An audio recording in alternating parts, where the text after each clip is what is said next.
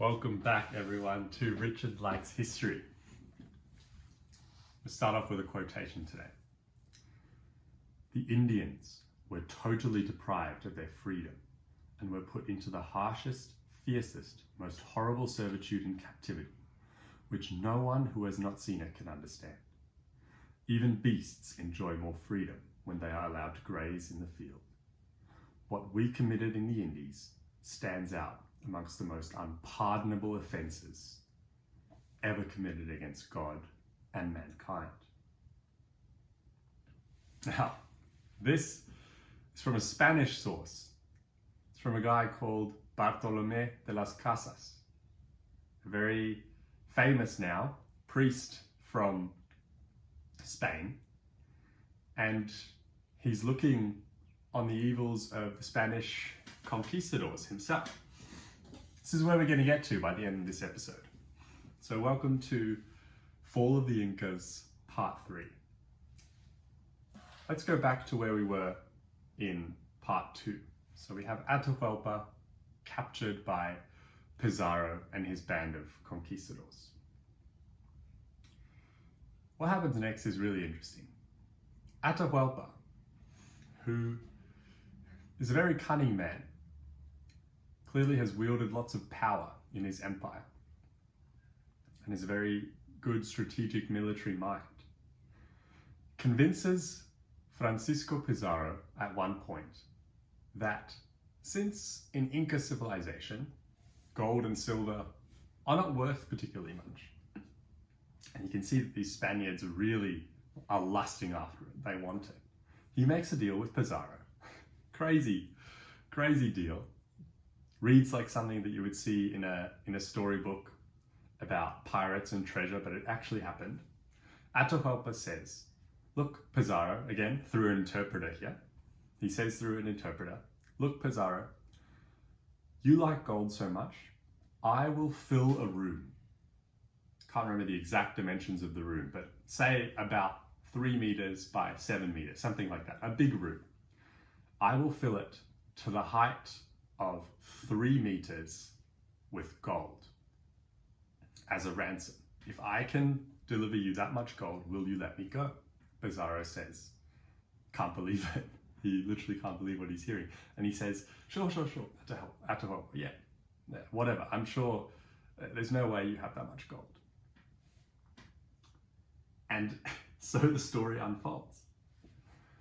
Atahualpa, who, remember, is the leader of the northern faction of the Incas. He's based in and around Ecuador and Quito, whilst his brother Gasca, who by this point is captured and in a cage, is based in the Inca heartlands of Cuzco.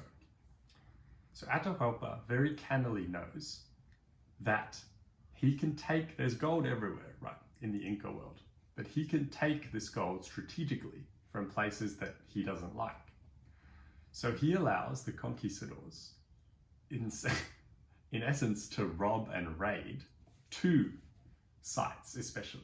He says, you guys can go to Cuzco and loot the gold from there, and you guys can go to a place called Pachacamac, which is right near Lima today, an ancient shrine that predates the Incas. I've got to get my chronology right here. I've written a little list again for myself. So remember, there were 4 Pizarro brothers. Francisco is the leader of the expedition, the elderly, experienced man who's in his 50s. And his 3 brothers are Hernando, Juan, and Gonzalo. Hernando is the one who gets along with Atahualpa really well. And he, all throughout the story, will maintain at least some level of sympathy and almost like camaraderie with native peoples, whilst the other 3 are sort of, in my book, yeah, a bit more racist, a bit more bad. Hernando Pizarro goes to the shrine on the coast that Atahualpa has allowed the Spanish to loot, called Pachacamac. And there's really interesting accounts of this. So a guy who goes with him writes this all down. Hernando, so, long distances here in the Inca Empire. Hernando goes to the coast, to this shrine, 400, 500, 600 kilometers, something like that. And he comes to this ancient archaeological site, essentially.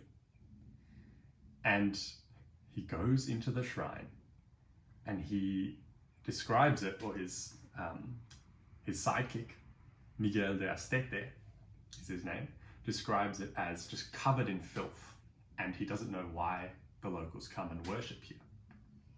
And there's no gold. He's like, where's the gold? It turns out that the local people had, caught a whiff of that these Spaniards were coming and had hidden a lot of the treasure. Who knows, maybe they had defaced the shrine as well, just in spite of the Spaniards. But Hernando and his band of robbers, essentially, are really pissed off because there's no gold. Meanwhile, a different group of Spaniards have gone to Cuzco. They have found enormous quantities of gold in the Inca city. Enormous quantities. I remember going to Cuzco as a 16-year-old, doing the tour of, it's called the Coricancha, the Temple of the Sun, which is now just a ruin, and having local Peruvians explain to us how much gold there had actually been at one point, none of which is left, obviously. Hernando comes back, empty-handed essentially, pissed off, and who does he meet on his way back to, remember, they're in the north of the country, in Cajamarca still, where Atahualpa is imprisoned, and Francisco Pizarro, his brother, is keeping him hostage, essentially. But Francisco's brother, Hernando, coming back from Pachacamac, meets a general of Atahualpa's. The general is called Chalcuchima. And in a really weird episode of history, he convinces Chalcuchima, to come back to Cajamarca with him. Hernando says, listen, I'm out here looking for gold. Do you have any? Chalcuchima says, I have a little bit. Like, what are you doing here? What's stopping me from killing you? And Hernando says, listen, we have your leader captured, as if you don't already know. You better come back with us. And Chalcuchima, who again at this point could have completely wiped out this band of Spaniards, he's got many more men, decides for reasons that are quite clear that he will come back to Cajamarca, to where his leader is captive. And what do the Spaniards do? Of course, as soon as Chalcuchima is in their clutches, as soon as he's back in Cajamarca, they imprison him right alongside Atahualpa, in a typical bit of Spanish treachery and realpolitik. So now we have Atahualpa and one of his leading generals, Chalcuchima, imprisoned in Cajamarca. I want you to remember two other names. He has two other generals. Atahualpa, there's a general called Quizquiz, who is in the south roaming around Cuzco, and there is a general in the north, in Quito, here in Ecuador, who is called Rumiñahui. Anyway, we've got Atahualpa imprisoned and we have Chalcuchima imprisoned. And what happens next is very disturbing. So the gold starts trickling in from Cuzco and other places that they're allowed to raid, and the room is slowly filling up. This room of gold, this ransom room is slowly filling up. But it's not happening fast enough for the Spaniards, and they're getting agitated. Atahualpa realizes, shit, these guys might not actually let me go. They're just out for the gold. That's the only thing that's really driving them here. And he's right. In the end, they do fill the room with gold. It takes a lot longer than what Atahualpa had promised, but they do fill the room with gold. And at the end, this man, who by this point they had been living with, some of the Spaniards had been living with Atahualpa for months, 5 to 6 months. They had taught him chess. He was apparently very good at it. Hernando Pizarro was quite fond of him. And they had deep respect for Atahualpa by this point, many Spaniards. You can see in the written accounts how they realize they really have a man of gravitas and power in, in captivity. But Francisco Pizarro, this cold, calculating man, realizes that he's got enough gold here. He doesn't really need any more. He's extorted Atahualpa for everything that he needs him for, and he does away with him. Atahualpa, despite the promise that the Spanish give him, is garroted. He's strangled. And Pizarro does this quite cleverly. He does this whilst his brother Hernando, who is quite fond of Atahualpa, is away in Spain.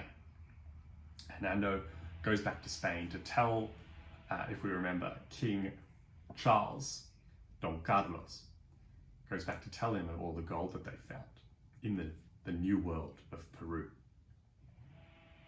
Now, another important factor that comes into play, just as Atahualpa is getting killed, is Francisco Pizarro's business partner, who we haven't mentioned yet, a guy called Diego de Almagro. So it turns out this whole time, Francisco Pizarro and Diego de Almagro have planned these expeditions together, and particularly this last one. And the plan had been for Almagro to arrive a little bit later, once Pizarro had already established a foothold in Peru. Now, unluckily for Almagro, he arrives just after Pizarro and his men had divvied out all of Atahualpa's treasure. Almagro rocks up and he says, "Hey, I've brought you guys reinforcements. I've, fulfilled my side of the bargain that we had approved beforehand. Am I not going to get any treasure?" And Francisco Pizarro tells him, "No, mate. You've arrived late to the party. We did all this work. We are the ones who should benefit from this treasure." So there's already quite a bit of tension. And in some of the accounts, it's actually, so Almagro arrives just before Atahualpa is killed. And some people suggest that it is he and these new arrivals who haven't got any of the spoils of the treasure who push for Atahualpa's murder, because they are intent on making for Cuzco, which is where the vast majority of the gold is coming from. So what actually happens is hard to say, but Atahualpa is killed just after Almagro and his band arrive, and the army of the Spaniards, which is now swelled to around 300, 400 men, sets off from Cajamarca, 1,000 or so kilometers through the mountains down to Cuzco. And they're intent on making for Cuzco. They've already killed the Sapa Inca, and they know that the country is divided. They also have, remember, out of the 3 generals that Atahualpa has, they have captured 1 already. However, Quizquiz and Rumiñahui are still at large. And Quizquiz, in particular, will harass the conquistadors as they make their way south to Cuzco, constantly attacking them during the night. But the conquistadors make it all the way. And a large reason of why they make it is because they have indigenous support. Francisco Pizarro is clever enough to know that there are many South American and Peruvian peoples who have, smarted under Inca rule, who have been recently conquered, especially in the north. Remember, that's where Atahualpa was doing his campaigns. And a lot of these people, want their independence. They don't want to be governed by the Incas. A lot of them have been brutalized by Inca war bands, and I'm sure terrible things have happened to women in the village, for example. A lot of their men have been taken as laborers there. They're not happy. And they throw their lot in with the Spaniards. They must think anything is better than being under these Inca overlords. So And there's a particular group of people who are very important or significant in this trek south that have a rather unfortunate name called the Huanca. That's Huanca. So Pizarro, the conquistadors, and lots of indigenous allies, particularly the Huanca, are able to withstand the onslaughts from Atahualpa's loyal general Quizquiz, and they are almost at the gates of Cuzco. And here they almost meet their end. Quizquiz launches a massive attack. It's called the Battle of Vilcaconga. You can still visit the site today, it's just outside Cuzco. And the Spaniards, are really up against it. I think they're trapped in this narrow gorge, and there are thousands of Inca warriors around them. But once again, what seems to be the difference is the fact that the Incas just haven't worked out how to take down the Spanish horses. And the Spaniards are driven into a corner of this ravine, and by morning, they're barely holding out. But as the sun comes up, Quizquiz's army withdraws. Again, it's hard to know exactly why, but it seems to be that the army who has been attacking constantly on the Spaniards' route south, but especially at this battle for 24 hours, have lost heart. They have essentially given up. We don't know exactly, again, why it's happened, but the Spanish accounts, anyway, say that the Incas have, think that it's impossible to kill these guys. It's impossible to take down these horses and the steel armor that these Spaniards have, their swords, their artillery. It's all just too much for their indigenous weaponry. And they retreat. Quizquiz's army, leaving Cuzco exposed. Gasca, by this point, is dead. It's actually thought that Atahualpa orders, whilst he's in captivity, orders his brother Gasca's death. It's unclear, but Gasca is no longer in the picture. And it's said that as Quizquiz's army withdraws, letting the Spaniards have a direct route of entry into Cuzco, his own men murder him. So Quizquiz is out of the equation now, and his army essentially is scattered.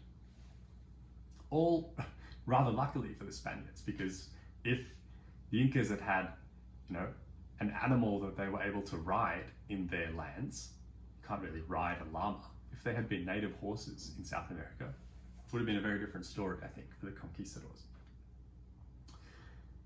And anyway, Francisco Pizarro looks down for the first time, for him anyway, on Cuzco, the golden city, the city of the sun, the seat of the Incas. And by this point, something very interesting has happened. So he has murdered Atahualpa, he's defeated Quizquiz, Gasca is dead, but he has in his entourage someone very interesting, someone called Manco. So Manco was one of Gasca's brothers. So Atahualpa and Gasca are brothers. Manco was another brother of Huayna Capac, who was the Sapa Inca before Atahualpa, his father, the one who died of smallpox. And Manco was in the Gasca faction. So as Gasca was being imprisoned, as Quizquiz was in control of Cuzco, and Atahualpa, his faction was in control there, Manco had hidden in the hills. And he had been in hiding until these Spaniards defeat Quizquiz, and he shows himself. And he says, I am the rightful ruler. I am Gasca's and Atahualpa's brother. The locals will be loyal to me. It's very smart. He's a very smart guy. He's only, I think, 16 or 17 at the time here. Now, of course, Francisco Pizarro thinks, perfect. I have an ideal puppet ruler now. he's this kid. I'm 50 years old. I have all this experience. I'm just going to install Manco as my puppet ruler in Cuzco, which is what happens. And the next sort of chapter, if we zoom forward a couple of years, where we are now is Francisco Pizarro has actually established, he's gone back to the coast. He is pretty secure in the knowledge that he is in control of effectively the entire Inca Empire. He founds a port city right near Pachacamac. Remember that ancient shrine that they go to loot and they find nothing? He has founded the city that will become Lima, and he is chilling at the coast, which is very strategically smart thing to do for him, because that means he is on the point where he can receive reinforcements constantly by sea, via Panama, as they sail down the coast of South America. And he's left Manco in control of Cuzco, nominally anyway, with 3 of his brothers. And his brothers, by this point, Hernando is back from his mission to Spain. His brothers are not behaving very well, as we will see. Now remember, I mentioned 3 of the generals of Atahualpa. We had Chalcuchima, who was imprisoned as Atahualpa was garroted and killed. We had Quizquiz, who was defeated at the Battle of Vilcaconga right outside Cuzco. And we had Rumiñahui. I hadn't actually mentioned what happened to Chalcuchima and Rumiñahui. Chalcuchima, unfortunately, meets a very grisly fate, like many people in this story. Again, the gory details of history are quite horrific. Chalcuchima gets burnt alive. And the reason, very interesting reason why, this is what the sources say anyway, when Manco, right after the Battle of Vilcaconga, right after the defeat of Quizquiz, when Manco comes to the Spaniards and proclaims himself as the new heir, he sees Chalcuchima in the ranks, in captivity, in Francisco Pizarro's army. And he says, Chalcuchima was the one who was colluding the whole time with Atahualpa. Atahualpa had been sending secret messages to Chalcuchima and the other way around whilst they were in captivity. You should not trust him. In fact, he's up to no good right now, and he's communicating with Quizquiz and Rumiñahui. So he effectively rats out Chalcuchima. And the Spaniards don't need a second invitation. They burn this man alive. Rumiñahui in the north, it's a very scary guy. He's operating in Quito, and the scariest thing that we know about him is, we know this for a fact, that he turned one of his indigenous South American rivals into a human drum. Exactly how you do that is unclear to me, but he literally stretches out the skin of this man into a big drum that is used in Rumiñahui's court. So yeah, quite a terrifying man. But he also eventually falls to Spanish conquistadors who go north, again, use local support, use local people who are not amenable to Inca rule, who really hate being governed by the Incas and a man as brutal as Rumiñahui. And Rumiñahui gets taken out as well. So all of Atahualpa's lineage effectively is gone. We have Pizarro in Lima. We have Manco Inca in Cuzco. Now what's happened to old mate Diego de Almagro, the one who got cheated out of all the gold? He has actually gone south to try and discover the lands of Chile. Now, I don't know how many of you know that the Atacama desert, which he will soon reach in Chile, is the driest desert on Earth. I don't know if it's actually has less rainfall than a place like Antarctica, but quibbling over specifics there. The Atacama desert is an incredibly inhospitable place. Diego de Almagro does not know this. He thinks he's going to go south and find more gold, okay? And he goes off on his expedition, which will end up in absolute disaster. Humanitarian disaster as well, because he does some truly awful things to local people. Picture, rank and file of enslaved humans with chains around their necks getting dragged across an arid landscape. This is the sort of thing that Almagro does. Now, the next chapter, we have Juan, Hernando, and Gonzalo Pizarro in Cuzco with Manco Inca, the puppet ruler, whilst their brother, Francisco, is pulling the strings in Lima. Now, these three Pizarro brothers behave so badly that, they do things like steal Manco's wives. They, in all probability, rape Manco's women. And they're just being, like the classic schoolyard bully in the most horrible way. At one point, they have so little respect for Manco. They just see him as like a little child, a little puppet for their brother, that they chain him up in the main square of Cuzco and urinate on him. They just try and humiliate him in the most disgusting ways. And Manco, by this point, is seething with anger, understandably. The story goes that he convinces Hernando Pizarro to let him go because he says, I know where a big golden statue of my father is. I will go, if you let me go, I will go and collect this for you. How the Spaniards fall for this is beyond me, but they let him go.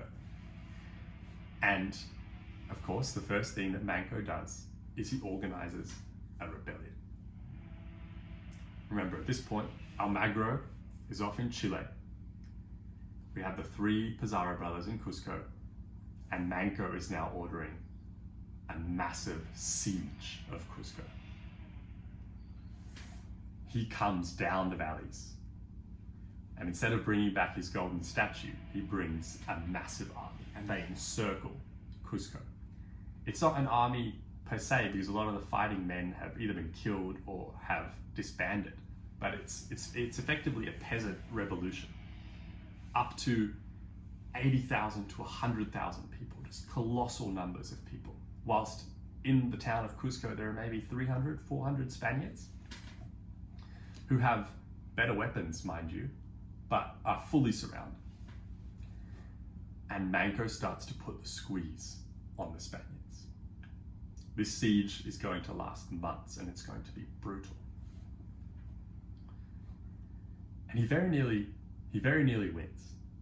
The only thing that comes to disrupt Manco and his chokehold over Cuzco is bloody Diego de Almagro. De Almagro comes back from Chile completely exhausted, completely pissed off because he's found no gold. He's just had a bunch of men starve, essentially. And we have this truly Game of Thrones-esque scene where we have a siege happening. The Pizarro brothers, by this point, remember I said that all of them are going to meet grisly ends. By this point, Juan Pizarro has already been hit in the head with a big Incan rock or projectile, and he's passed away. So we only have Gonzalo and Hernando left, and obviously Francisco, the big boss, on the coast at Lima. And we have Diego de Almagro and his ragged band coming to the siege. Now at this point, Manco realizes that he can't fight both of these Spanish armies at once. His people are also absolutely decimated by this point. They have been fighting on and off for months. And he realizes that he's about to get pincered between these two Spanish forces. And he realizes, shit, my time's up here. I need to flee. I need to go into the mountains. And he goes, actually. really close to Machu Picchu, in a place called Vilcabamba, right in the valleys below Machu Picchu. And he hides out there. And he thinks, well, the least I can do is try and form a little independent, what they call the Neo-Inca State. And now we'll have the classic showdown between the conquistadors, what they call the Civil War, the Spanish Civil War in the New World. Because we have what they call the Almagristas, Almagro's faction, and the Pizarrists in English, or the Pizarros. They meet in Cuzco. And Almagro effectively tells them, listen, I've come and completely saved your asses. Not only that, I'm super pissed off because I went all the way to Chile and found nothing. I am gonna stamp my authority on this city. He captures Gonzalo Pizarro and Hernando Pizarro, both of Francisco's brothers, throws them in a dungeon and says, Cuzco is mine. Sort of sets himself up in a direct rivalry to Francisco, his old foe that cheated him out of all that treasure with Atahualpa. And now we have the standoff between Almagro and Pizarro. Francisco Pizarro, again, shows off how much cleverer he is, in my opinion, than Almagro, because he tricks him. He says, look, Diego, I'll call a truce, okay? All you need to do is release one of my brothers. By this point, Gonzalo, I think, has already escaped. So Almagro clearly hasn't imprisoned them very well. Francisco says, just release Hernando back to me and I will call a truce. You can have your kingdom, your little domain in Cuzco, I'll have my little domain in Lima. Of course he's lying. So as soon as his brother Hernando is released, Francisco says, go, launch an attack on Diego, this thorn in my side, this super annoying guy who came late to the party and now wants everything. And there are two battles that happen here. I think there's the Battle of Las Salinas and the Battle of Chumpas, if I pronounce that right. Yeah. And these two Spanish armies effectively completely destroy each other. However, Diego de Almagro and his faction come off second best. Almagro actually comes down with syphilis at one point. He can't even fight in one of the battles. And syphilis being a sexually transmitted infection, I think we can surmise what he's been getting up to in the meantime. Not your most lovable character, Almagro, that's for sure. And he ends up dying in agony.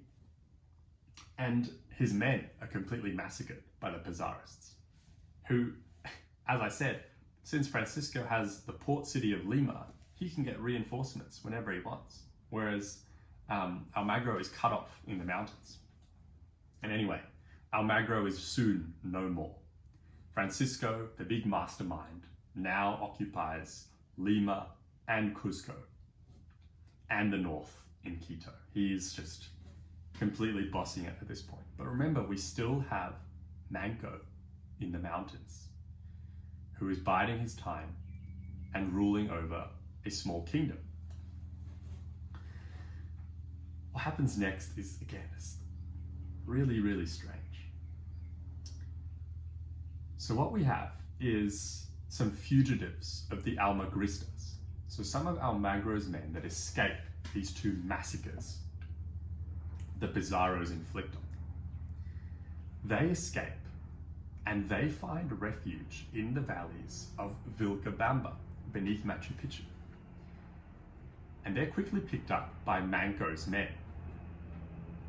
And many people, I think, are trying to convince Manco to just kill these Spaniards.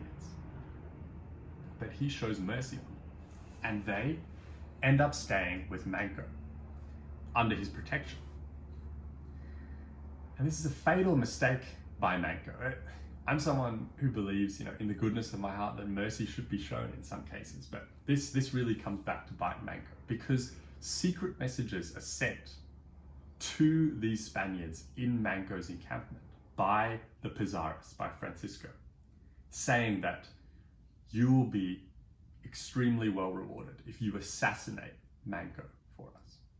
Yeah, just crazy levels of treachery here. And this is what these guys do. They really botch it, I've got to say. It's a terrible assassination attempt. It's successful, but they have absolutely no hope of running away. They're in the middle of these mountains that the Spaniards have not been able to infiltrate successfully. And so they managed to kill Manco. Very gruesome way. They actually invite him to play a game of, I think it's like the equivalent of horseshoes, they call it. Just a relaxing game of horseshoes where you throw a bunch of horseshoes, I guess, around some iron pegs or something. And in the middle of the game, they act as if there's a disagreement, and they effectively bludgeon Manco to death. And of course, they can't run away. They're in the middle of his Neo-Inca state. They all get horribly killed as a result of this. But Manco is now gone. And there's a power vacuum in the Neo-Inca state. Now let's go to the next chapter, and this will be the final chapter for the fall of the Incas. We had Manco's murder, at the behest of Pizarro's whispering spies, telling these Almagristas that they will be rewarded if they murder the new leader of the Incas. But Pizarro, Francisco anyway, hasn't got long to live. Because remember how his brothers destroyed Diego de Almagro, the opposing faction. Diego de Almagro actually has a son in Panama, and his son wants revenge. And this son will sneak all the way down into Pizarro's city of Lima.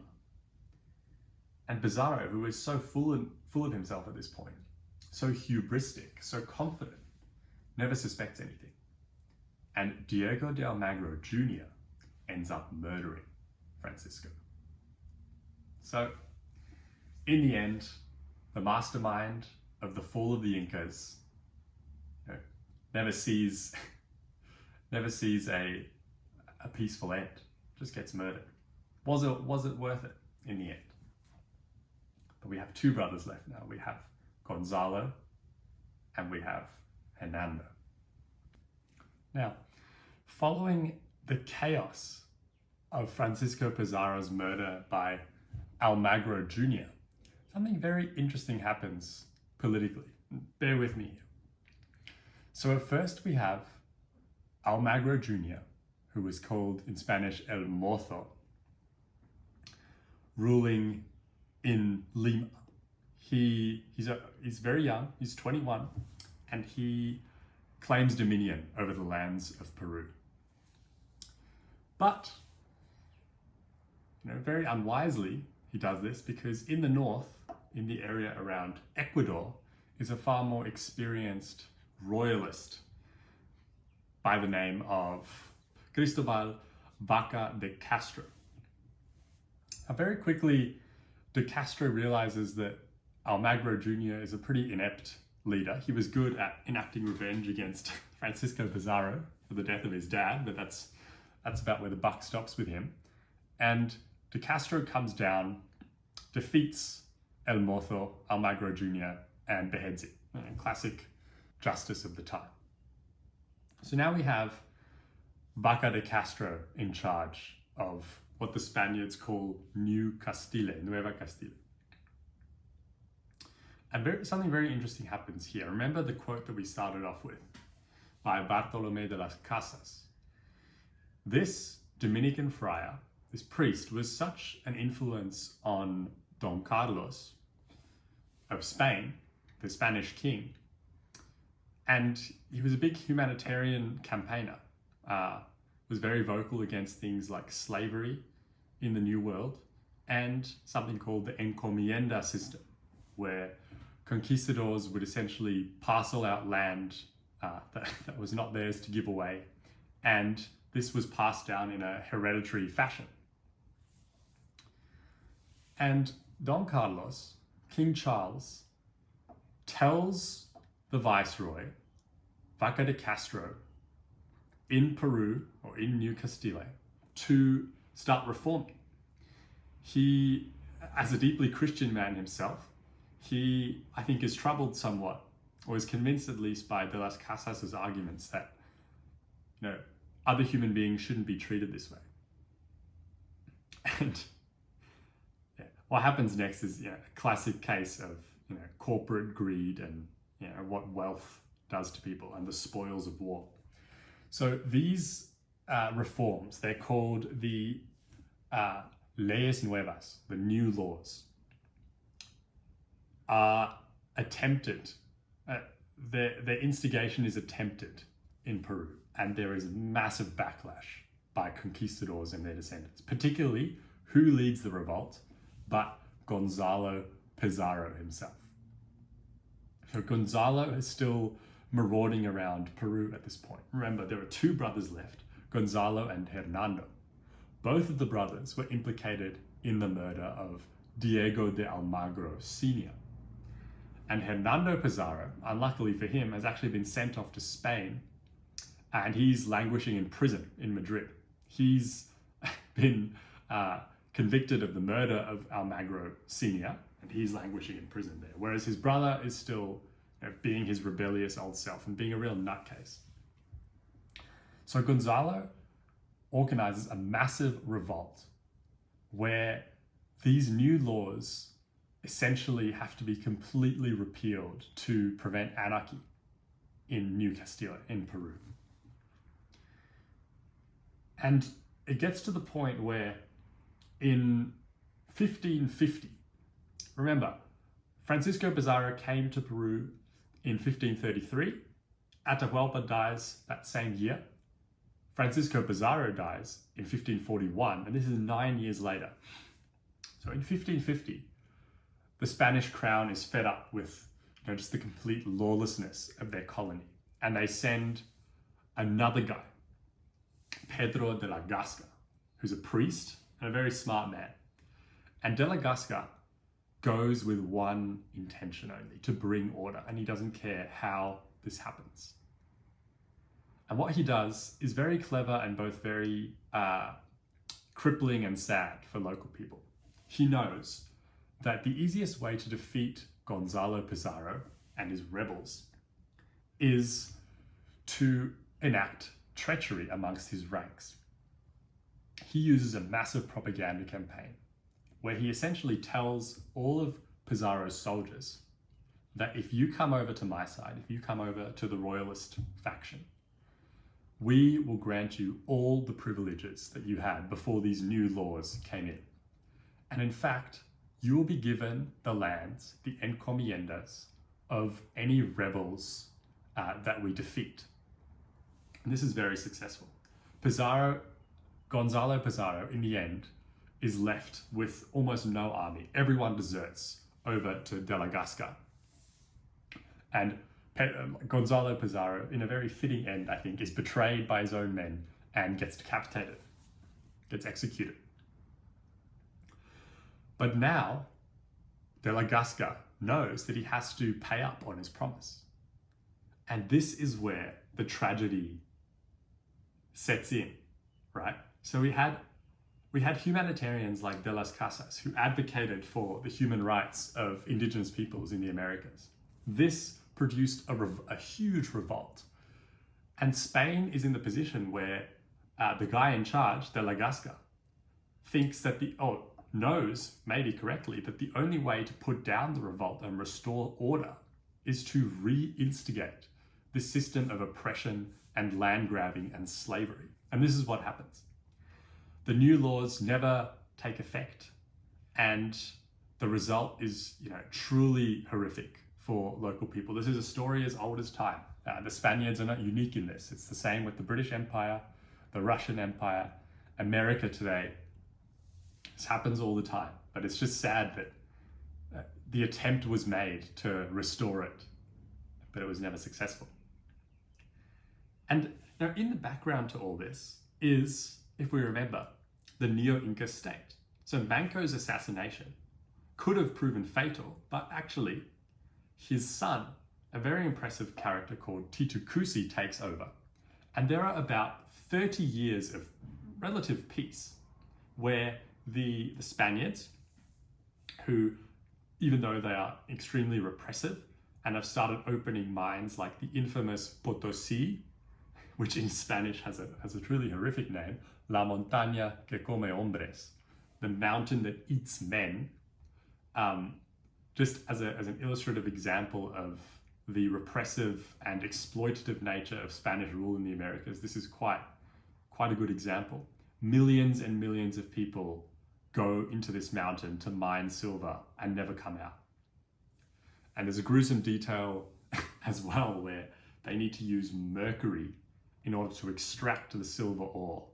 And the cheapest way to mix the mercury in with the silver is to use local slave labor to stomp around in a big puddle of sludge with their feet in order to mix this solution. You can just imagine what happens to these people being exposed to mercury in such high quantities. Truly horrific things are happening.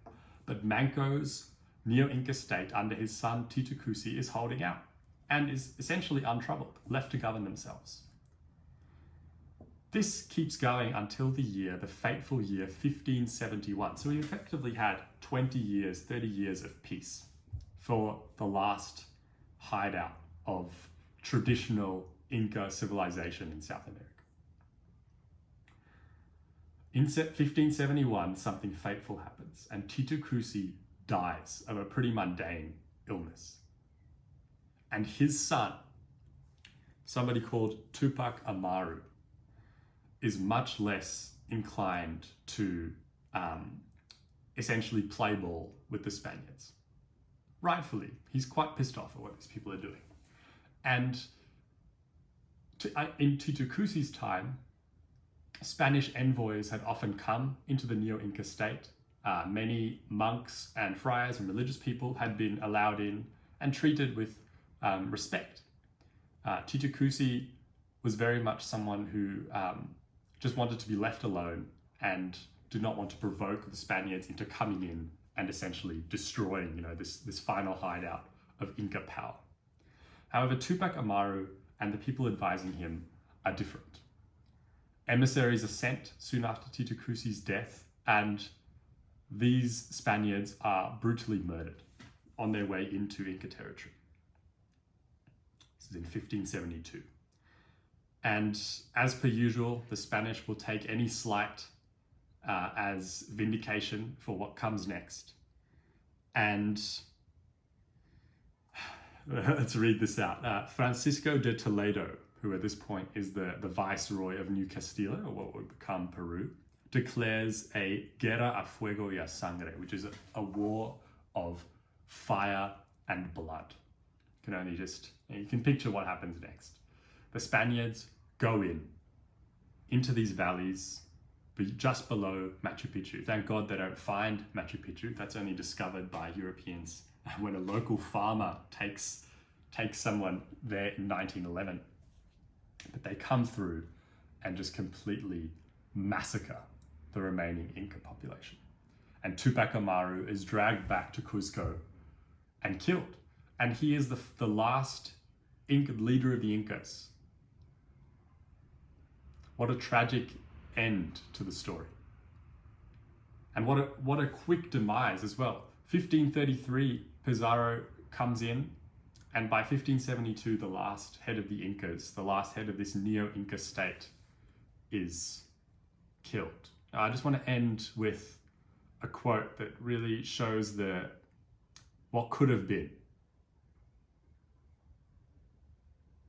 So we had a guy called John Hemming, who wrote a book in the 1970s called The Conquest of the Incas. And I think he has, it's a bit of a whitewashed account, but he has a really nice line that I want to finish with that really shows how different things could have been if the Neo-Inca state had perhaps survived a little bit longer. The quote goes something like this: "If the Incas under Titu had managed to hold out just a little longer, they might be an independent kingdom still, perhaps even a member of the United Nations." But alas. Thank you so much for listening. It's been a really long one today, but I think you will all have enjoyed it. Take care, guys, and stay curious.